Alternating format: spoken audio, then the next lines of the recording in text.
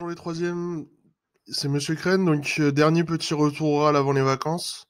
Je vous réexpliquerai un petit peu, je vais juste vous réexpliquer quelque chose. Alors juste pour les troisième D, ça va être très rapide. Et n'hésitez pas à aller voir dans l'onglet orientation troisième D, les troisième C, vous aussi vous pouvez, si vous avez besoin, y aller sur le site. Vous aurez tous les documents sur des présentations d'options, etc., notamment à Branly, mais aussi à Rotrou. D'accord? Donc c'est pour les lycées généraux et technologiques que je donne ça. Pour les autres, je considère que je vous ai déjà donné pas mal d'informations. N'hésitez pas à me solliciter si vous avez besoin, mais vous n'hésitez pas à cliquer sur télécharger. Ce sont des dépliants qui vous présenteront en fait les différentes options, différents dossiers aussi à rendre pour les formulaires de candidature. D'accord, donc vraiment c'est important que vous alliez y faire un tour. Donc c'était pas ça l'essentiel de ce que je voulais sur lequel je voulais revenir. Moi je voulais revenir sur le chapitre 2, la fin du thème 2 de géographie, thème qu'on aura fait donc intégralement en confinement. Il y a fort à parier que le confinement dure encore et que l'école ne revienne pas tout de suite. Prévu le 4 mai, mais il y a plus long que ça. Donc il va falloir après les vacances, parce que je vous donne aucun travail pendant les vacances, si ce n'est de regarder cette vidéo peut-être, après les vacances, se remettre au travail, et cette fois-ci on le fera un peu différemment. Je vous ferai les vidéos en début de semaine. En fait, la première leçon de la semaine, ce sera finalement de voir la vidéo. Sur les autres séances, je vous demanderai tout simplement de faire des travaux selon ce que je vous ai demandé, parce que on va être obligé de faire le chapitre d'histoire, des chapitres d'histoire, et les chapitres d'histoire, il faut travailler différemment qu'avec la géographie. Vous pouvez vous en sortir un petit peu tout seul et en démêlant, enfin, vous pouvez vous appuyer sur des bases que vous avez déjà. En histoire, c'est beaucoup plus compliqué. Donc, on en reparlera évidemment après les vacances pour ça. Hein. On se donne rendez-vous le 27 et le 28 avril pour ça. D'accord. En attendant, je retourne rapide. Je vais essayer de faire rapidement parce qu'il n'y a pas grand-chose à en dire sur le chapitre sur les territoires ultramarins. Alors, euh, la question finalement, donc ça c'était le premier chapitre sur l'aménagement du territoire métropolitain finalement cette fois. Moi, ce que je vous ai demandé, c'est de travailler cette fois-ci sur les territoires ultramarins. Alors, les territoires ultramarins, la première question, c'est savoir qu'est-ce que c'est finalement ces territoires. Donc, je vais y arriver en même temps que vous, voilà. Qu'est-ce que sont ces territoires? Alors, les territoires ultramarins, ils sont très variés parce qu'ils sont très nombreux et dans des endroits très très différents. Les territoires ultramarins, c'est en fait, voilà, c'est ce qu'on appelle aussi communément l'outre-mer. Alors, qu'est-ce que c'est que cette outre-mer?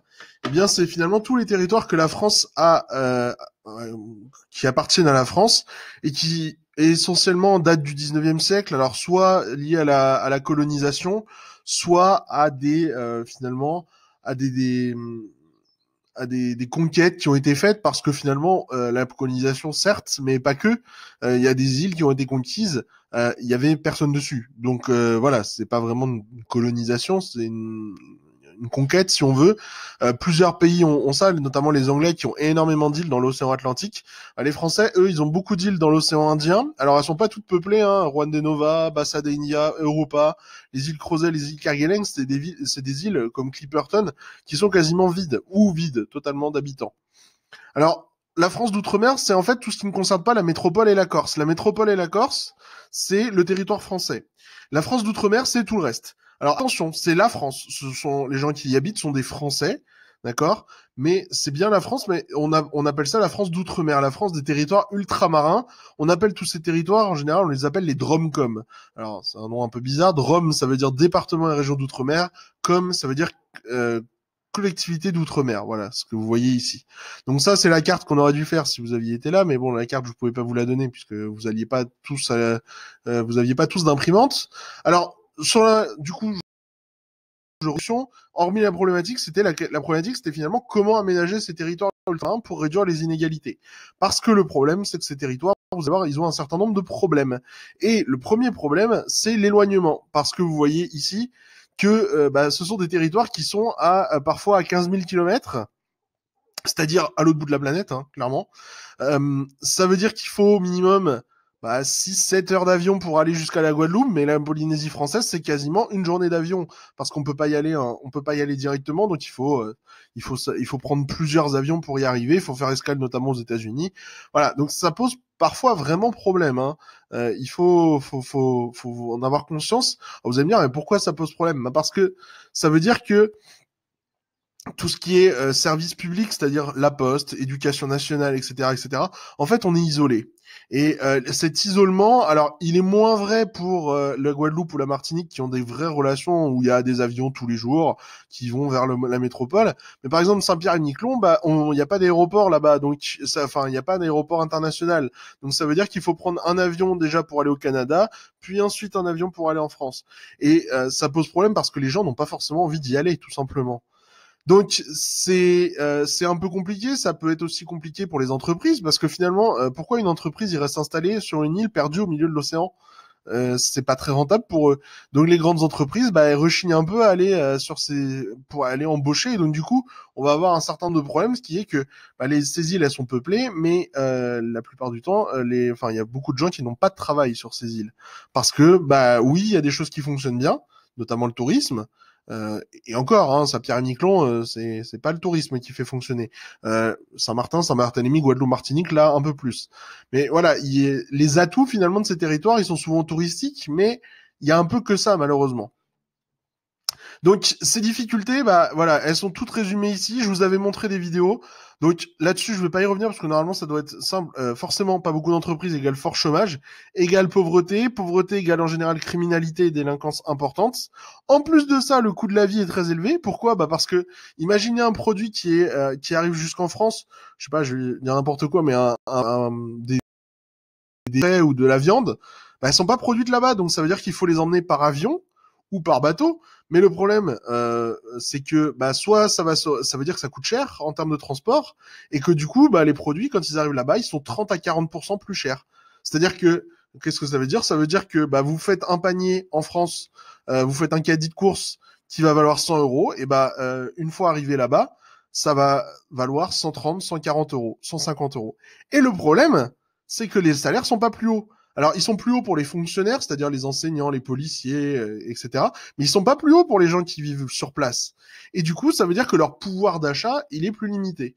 En plus, ce sont des territoires qui sont soumis à des catastrophes naturelles régulières, éruptions, séismes, cyclones. Et vous avez, en plus, une immigration importante et incontrôlée dans certains territoires. Ça, j'y reviendrai. Donc, pour résoudre ces problèmes, il faut que le gouvernement s'en occupe. Et pour ça, il y a un ministre des Outre-mer, une ministre, cette fois-ci, mais ça change très souvent, hein, une ministre des Outre-mer qui s'appelle Annick Girardin actuellement.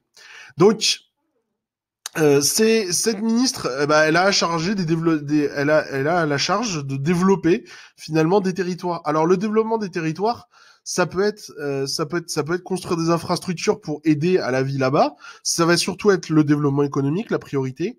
Et le développement économique, ça peut être notamment le tourisme. Alors, on essaye de faire en sorte que ce ne soit pas que du tourisme justement, parce que le tourisme, regardez par exemple en ce moment, le tourisme. Vu que en Guadeloupe et en Martinique, ils sont très inquiets. Pourquoi? Parce que leur économie repose essentiellement sur le tourisme, sauf qu'en ce moment, des touristes, il n'y en a pas. Ce qui veut dire pas de tourisme, veut dire pas d'argent qui rentre, pas d'hôtel dépensé, pas de souvenirs achetés, pas de restaurant. Voilà. Et tout ça, c'est un petit système qui est très très fragile et qui risque de s'écrouler parce que les touristes, ils peuvent plus venir. Et du coup, ça pose problème. Alors, ça durera peut-être pas longtemps, mais ça peut déjà mettre en difficulté des gens. Et donc, il y a des restaurants, des hôtels, etc., qui vont pas pouvoir embaucher. Du coup, ça veut dire qu'il y a des gens qui vont se retrouver au chômage, etc., etc. Donc, vous voyez que ce sont des pays qui sont des pays, pardon. Ce sont des territoires qui sont très fragiles. D'accord? Ils sont très fragiles économiquement. Et même quand ça va bien, le problème, c'est que c'est soumis à des contraintes qui sont parfois un peu difficiles qui sont parfois, voilà, qui sont des contraintes qui peuvent tout faire s'écrouler.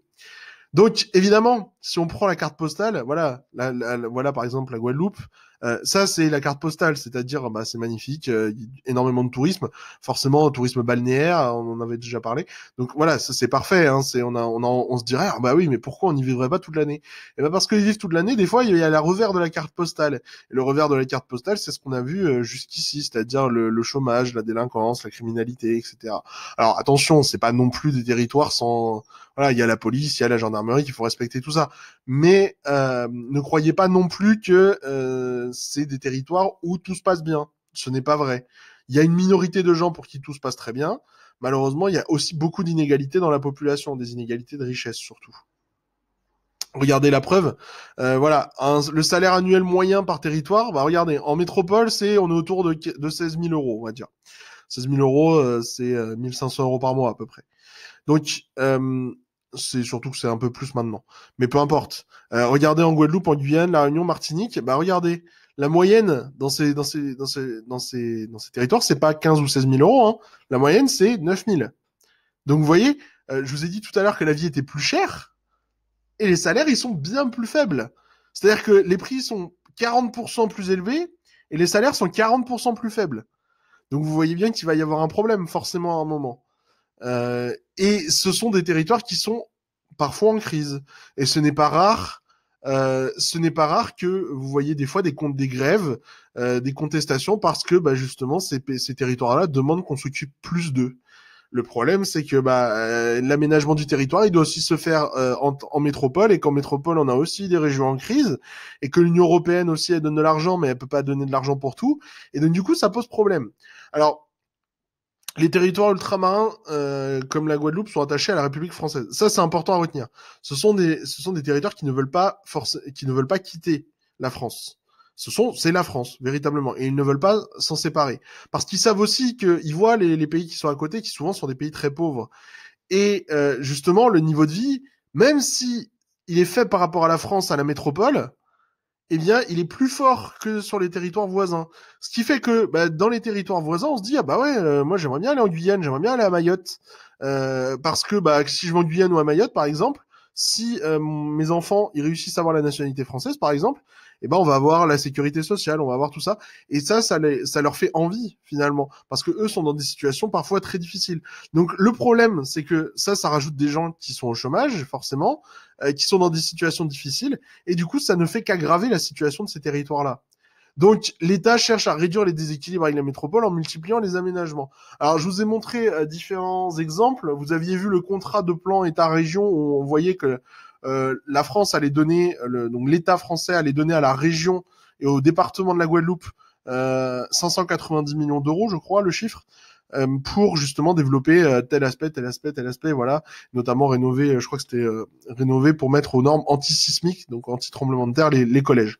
Donc, on a vu aussi des aménagements beaucoup plus classiques, c'est-à-dire par exemple une route, rappelez-vous à La Réunion, la nouvelle route du littoral. Alors, je vous ai pas demandé, mais vous le faites plus ou moins dans le QCM sur Kahoot. La route du littoral, on a vu, c'est un viaduc immense qui coûte extrêmement cher, qui a coûté 1 milliard 600, qui a coûté plus de 2 milliards d'euros maintenant. 1 milliard 600 millions d'euros, c'était le début. C'était au début, maintenant il a coûté plus de 2 milliards. Il est toujours pas fini.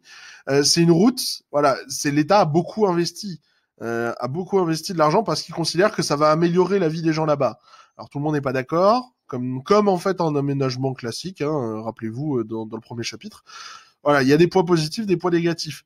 Des gens disent, bah, cette route c'est bien, sauf qu'elle est tellement chère, en fait, cet argent-là, on aurait pu le mettre ailleurs. Et ils n'ont pas forcément tort, force est de le constater. Donc voilà, c'est des choses. Voilà, quand on fait des aménagements, bah, c'est pareil. Hein, c'est pareil qu'en France métropolitaine. Les aménagements, ils sont pas toujours. On essaye de répondre au mieux à cette situation, à la situation particulière qu'ont ces territoires ultramarins, mais les aménagements, ils sont pas toujours enfin, ils sont pas toujours voulus par les habitants, ou les habitants auraient d'autres idées. Et bah, parfois, ça pose un certain nombre de problèmes. Donc, la conclusion aussi, alors je vous mettrai la correction de tout ça en même temps que la vidéo dans le même article. Donc je vais pas y revenir, mais on voit que voilà, les territoires ultramarins, ils sont une richesse incroyable pour la France, et la France, même si c'est des territoires qui même si ce sont des territoires qui sont en difficulté, la France ne veut pas s'en séparer, et notamment pour la richesse sous-marine que ça lui donne. Et c'est stratégique. La France, du coup, elle est présente sur tous les océans via son territoire. La France, imaginez, c'est la 41e, le 41e pays le plus grand au monde. Donc, on veut dire qu'il y en a 40 devant. Et c'est la deuxième surface maritime grâce à ces espaces d'outre-mer. Et ça, c'est vraiment important. Parce qu'imaginez, on découvre du pétrole ou du gaz dans ces territoires-là. Et ben, la France pourrait devenir tout simplement, pourrait devenir très riche très rapidement.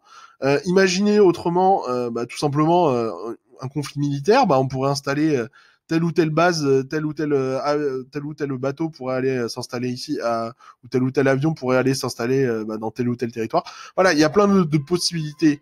Il y a plein de possibilités, et ces territoires ultramarins, voilà, ils représentent une richesse pour la France, une richesse culturelle aussi, parce que ce sont voilà, une richesse culturelle dans plein de choses, une richesse touristique. Ça rapporte de l'argent, ça coûte de l'argent à l'État, mais ça lui en rapporte beaucoup aussi. Et l'État ne veut pas s'en séparer, et les territoires ne veulent pas s'en séparer. D'ailleurs, il y a eu un référendum en Nouvelle-Calédonie il n'y a pas très longtemps, il y a 2 ans, même pas, il y a 1 an. Et la Nouvelle-Calédonie a voté contre le fait de devenir indépendante. Voilà, la Nouvelle-Calédonie, elle est ici. Alors, ils ont un statut particulier, hein, ils se dirigent quasiment totalement de manière indépendante, mais ça appartient encore officiellement à la France. Et vous voyez, regardez, sur cette carte-là, c'est vraiment intéressant. Tout ce que vous voyez en bleu, c'est le territoire qui appartient, le territoire maritime qui appartient à la France. Et vous voyez à quel point il est grand, ce territoire. Et vous voyez, ça explique pourquoi la France est le deuxième pays le plus grand, si on prend en compte la surface maritime. Donc voilà, je m'arrête pour ici.